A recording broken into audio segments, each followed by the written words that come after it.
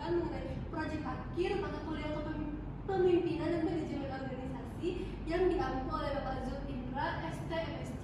Sebelumnya perkenalkan, nama saya Ingrid Aureliza. Saya Zafira Zahra Syahla.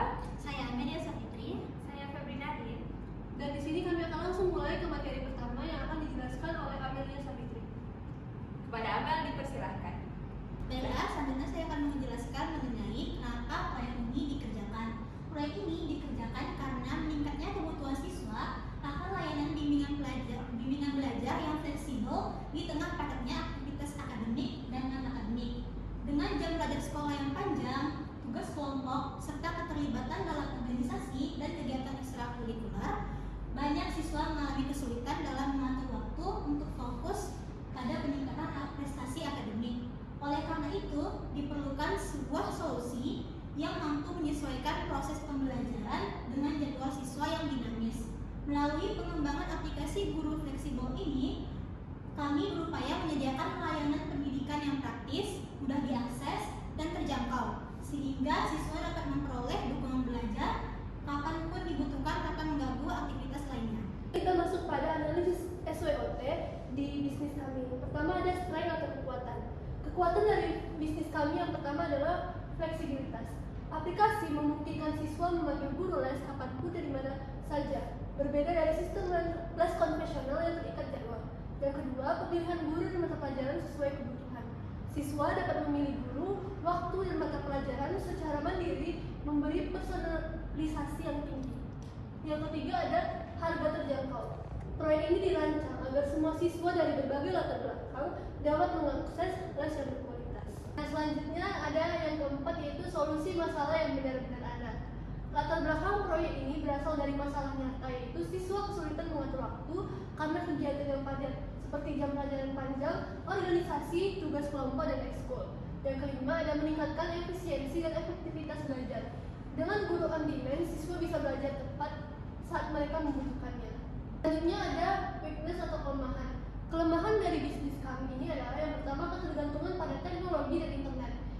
Jika siswa tidak memiliki akses internet stabil, layanan menjadi kurang optimal. Yang kedua, pemantauan proses belajar lebih sulit. Karena layanan fleksibel dan on demand, tracking kemajuan siswa mungkin lebih kompleks. Yang ketiga, pemahaman pengguna atau user adoption. Tidak semua siswa terbiasa menggunakan aplikasi edukasi sebagai bagian dari rutinitas belajar. Selanjutnya yaitu opportunities atau peluang. Yang pertama, tingginya kebutuhan bimbingan belajar yang fleksibel. Pada bisnis kami ini, banyak siswa yang kesulitan membagi waktu sehingga permintaan layanan les fleksibel sangat tinggi. Selanjutnya yaitu potensi pasar yang sangat luas. Bisnis kami bisa diperluas dari tingkat SD hingga SMA bahkan mahasiswa. Selanjutnya yaitu pengembangan fitur AI seperti rekomendasi guru otomatis, reminder jadwal belajar, analisis performa belajar, dan lain-lain. Selanjutnya yaitu threat atau ancaman. Yang pertama, persaingan dengan platform bimbel besar. Banyak aplikasi bimbingan belajar sudah memiliki pangsa dan pasar yang kuat. Yang selanjutnya yaitu guru les freelance tidak konsisten. Ada risiko guru membatalkan jadwal atau tidak konsisten dalam mengajar. Selanjutnya yaitu masalah keamanan data. Aplikasi edukasi menyimpan data siswa yang perlu perlindungan yang tinggi. Selanjutnya yaitu perbedaan harga yang kompetitif. Platform lain bisa memberikan paket lebih murah atau fitur lebih lengkap. Baik, di sini saya akan menjelaskan tentang POAC bisnis guru online. Jadi di sini ada planning, di mana aplikasi yang kami buat ini dirancang untuk mempermudah siswa mencari guru les sesuai kebutuhan. Misalnya mata pelajaran, level, jadwal, dan juga harga. Dengan cara menganalisis kebutuhan pengguna, di mana pelaku utama berjalannya aplikasi ini. Misalnya di situ siswa memilih guru, booking jadwal pelajaran, dan guru mengatur jadwal menerima murid dan mendapatkan pembayaran. Tujuan utamanya adalah menjadi platform terpercaya di kota besar dan juga memberikan akses pendidikan yang berkualitas untuk semua kalangan. Baik, cara mencapainya adalah satu, yaitu sertifikasi dan training berkelanjutan. Jadi setiap guru melalui proses seleksi yang ketat dan juga mengikuti pelatihan metode pengajaran modern secara berkala. Yang kedua yaitu sistem rating transparan. Umpan balik dari siswa langsung mempengaruhi peringkat dan visibilitas aktivitas guru di platform tersebut. Yang ketiga yaitu ada komunitas pengembangan guru, forum dan diskusi workshop bagi guru untuk berbagi pengalaman serta mengembangkan keterampilan belajar. Dan yang keempat itu ada paket harga yang fleksibel, pilihan durasi dan frekuensi belajar yang bisa disesuaikan dengan budget siswa. Selanjutnya ada organizing. Jadi organizing ini adalah membagi pekerjaan ke dalam beberapa tugas. Jadi yang pertama itu ada tim teknologi yang dimana terbagi menjadi tim development aplikasi dan juga maintenance system. Yang kedua ada tim operasional yang terbagi lagi menjadi rekrutmen guru, customer service dan quality control. Lalu yang ketiga ada tim marketing yaitu digital marketing dan partnership. Baik, yang selanjutnya itu ada uploading atau pelaksanaan. Jadi di sini yang pertama ada tim teknologi, di mana ada development, yaitu membangun aplikasi mobile dengan fitur pencarian guru, booking instan, dan pembayaran digital serta kelas virtual terintegrasi. Yang kedua itu ada maintenance, yaitu memastikan server stabil, melakukan update rutin, dan memperbaiki bug yang muncul. Yang ketiga itu ada pengembangan fitur, yaitu menyempurnakan sistem berdasarkan feedback dari pengguna. Selanjutnya ada tim operasional. Yang pertama itu ada rekrutmen guru, yaitu melakukan seleksi melalui demo mengajar, verifikasi latar belakang, dan juga asesmen kompetensi. Yang kedua itu ada customer service, yaitu menangani pertanyaan dan keluhan pengguna melalui multiple channel. Yang ketiga itu ada quality control, yaitu memonitor kualitas mengajar melalui sistem rating dan observasi secara berkala. Dan tim marketing, yang pertama itu ada digital marketing, yaitu membuat konten edukatif dan promosi melalui media sosial. Yang kedua itu ada partnership, yaitu menjalin kerjasama dengan institusi pendidikan dan komunitas. Yang ketiga ada brand awareness, membangun citra platform sebagai solusi belajar yang terpercaya. Dan yang terakhir itu ada program berkelanjutan, yaitu training guru, ya sebagai workshop peningkatan kompetensi mengajar dan penguasaan platform. Selanjutnya ada sistem rating, yaitu menerapkan mekanisme ulasan transparan untuk akuntabilitas. Dan yang ketiga itu ada dukungan teknis, bantuan pengguna bagi guru dan juga siswa. Dan yang keempat itu ada pengembangan komunitas, di mana forum diskusi dan berbagi pengalaman antar guru. Selanjutnya ada controlling atau pengawasan. Terbagi menjadi 5 bagian. Yang pertama ada monitoring platform. Di monitoring platform terbagi lagi menjadi 3 bagian. Yang pertama ada memantau performa aplikasi dan server. Yang kedua, menganalisis data penggunaan fitur. Dan yang ketiga adalah mengumpulkan feedback pengguna. Lalu masuk ke quality control. Terbagi lagi menjadi 3. Yang pertama yaitu mengevaluasi kinerja guru berdasarkan rating. Yang kedua, memantau kualitas layanan customer service. Dan yang terakhir, memeriksa standar materi ajar. Selanjutnya yang ketiga ada evaluasi operasional. Terbagi lagi menjadi 3. Yang pertama ada meninjau efektivitas rekrutmen guru. Yang kedua menganalisis keluhan pengguna. Dan yang ketiga ada mengevaluasi hasil kemitraan. Lalu bagian selanjutnya ada perbaikan berkelanjutan. Terbagi menjadi 3. Yang pertama melakukan rapat evaluasi mingguan. Yang kedua memperbaiki bug dan tingkatkan fitur-fitur yang ada. Dan yang ketiga mengukur efektivitas pelatihan guru. Selanjutnya ada kontrol keamanan. Terbagi menjadi 3. Yang pertama audit keamanan data pengguna. Yang kedua verifikasi sistem pembayaran. Dan yang ketiga pastikan kepatuhan regulasi.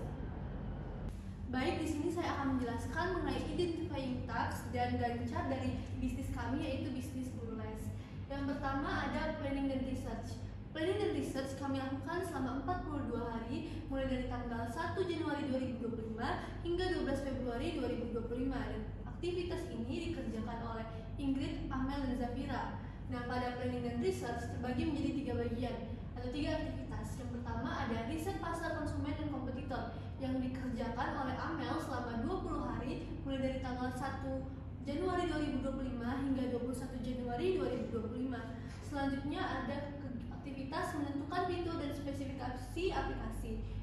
Ini dikerjakan oleh Ingrid selama 14 hari mulai dari tanggal 22 Januari 2025 hingga 5 Februari 2025. dan aktivitas ini berkaitan langsung dengan aktivitas 1.1.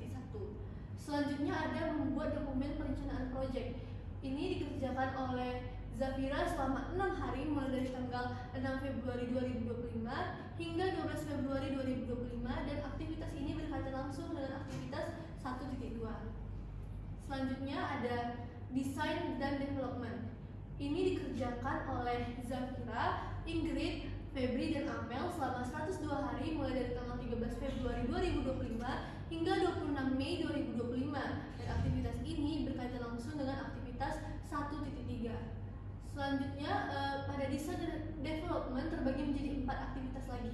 Yang pertama ada desain wireframe dan mockup UI UX yang dikerjakan selama 20 hari mulai dari tanggal 13 Februari 2025 hingga 5 Maret 2025 dan berkaitan langsung dengan aktivitas 1.3. Bagian ini dikerjakan oleh Zafira. Nah, selanjutnya ada mengembangkan backend, API, dan database. Hal ini dikerjakan selama 42 hari mulai dari tanggal 6 Maret 2025 hingga 17 April 2025 dan berkaitan langsung dengan aktivitas 2.1 dan dikerjakan oleh Febri. Nah, selanjutnya ada mengembangkan aplikasi mobile atau web front-end. Dikerjakan selama 48 hari mulai dari tanggal 31 Maret 2025 hingga 18 Mei 2025 dan aktivitas ini berkaitan langsung dengan aktivitas 1.3 dan dikerjakan oleh Amel. Selanjutnya ada menyiapkan infrastruktur server dan hosting. Dikerjakan selama 7 hari mulai dari tanggal 19 Mei 2025 hingga 26 Mei 2025 dan aktivitas ini berkaitan langsung dengan aktivitas 1.3 dan dikerjakan oleh Ingrid. Nah, untuk aktivitas berikutnya akan dijelaskan oleh teman kami, Amel. Baiklah, untuk aktivitas selanjutnya itu ada konten dan merekrut guru. Aktivitas ini dilakukan selama 79 hari dari 27 Mei 2025 sampai 14 Agustus 2025. Kegiatan ini berkaitan langsung dengan aktivitas 1.3 yang dikerjakan oleh Ingrid, Amel, Febri, dan Zafira. Aktivitas 3 ini dibagi lagi menjadi 4 aktivitas. Yang pertama itu ada buat materi, promosi, dan onboarding guru. Dikerjakan selama 14 hari dari 27 Mei 2025 sampai 10 Juni 2025. Kegiatan ini berkaitan langsung dengan kegiatan 1.2 yang dikerjakan oleh Zafira. Selanjutnya ada menentukan kriteria dan proses seleksi guru. Dilakukan selama 7 hari dari 11 Juni 2025 sampai 18 Juni 2025. Kegiatan ini berkaitan langsung dengan kegiatan 1.2 yang dikerjakan oleh Febri. Selanjutnya ada melakukan perekrutan gelombang pertama guru. Dilakukan selama 35 hari dari 19 Juni 2025 sampai 24 Juli 2025. Kegiatan ini berkaitan langsung dengan kegiatan 3.2 dan 3.1 yang dikerjakan oleh Ingrid.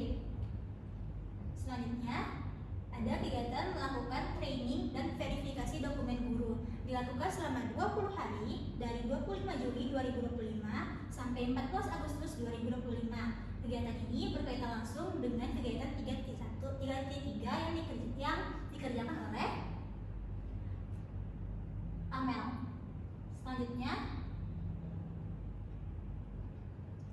ada kegiatan pengujian dan peluncuran. Ini dikerjakan selama 66 hari dari 15 Agustus 2025 sampai 20 Oktober 2025. Kegiatan ini berkaitan langsung dengan kegiatan 2.3 yang dikerjakan oleh Ingrid, Amel, Febri, dan Zafira. Kegiatan ini dibagi lagi menjadi 5, yaitu melakukan internal QA dan bug fixing. Dilakukan selama 14 hari dari 15 Agustus 2025 sampai 29 Agustus 2025. Kegiatan ini berkaitan langsung dengan kegiatan 2.3 yang dikerjakan oleh Ingrid. Lalu selanjutnya ada melakukan beta testing atau uji coba dengan pengguna terbatas. Kegiatan ini dilaksanakan selama 22 hari dari 30 Agustus 2025 sampai 20 September 2025.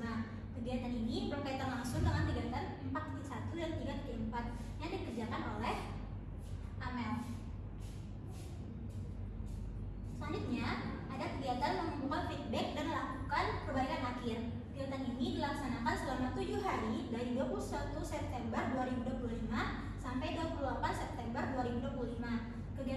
ini berkaitan langsung dengan kegiatan 4.2 yang dikerjakan oleh Zafira. Selanjutnya, kegiatan siapkan strategi pemasaran pra-peluncuran yang dilaksanakan selama 13 hari dari 29 September 2025 sampai 12 Oktober 2025. Kegiatan ini berkaitan langsung dengan kegiatan 1.3 yang dilakukan oleh Ferry.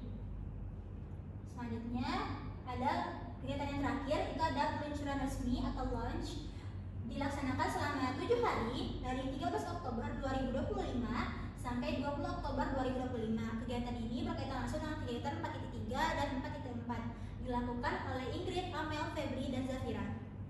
Baik, kesimpulan pada materi kami pada hari ini yaitu proyek aplikasi Guru Les fleksibel ini dikembangkan sebagai solusi atas padatnya aktivitas siswa yang memungkinkan mereka mendapatkan bimbingan belajar tambahan secara teratur melalui fitur pemilihan guru, mata pelajaran, jadwal, dan harga yang dapat disesuaikan.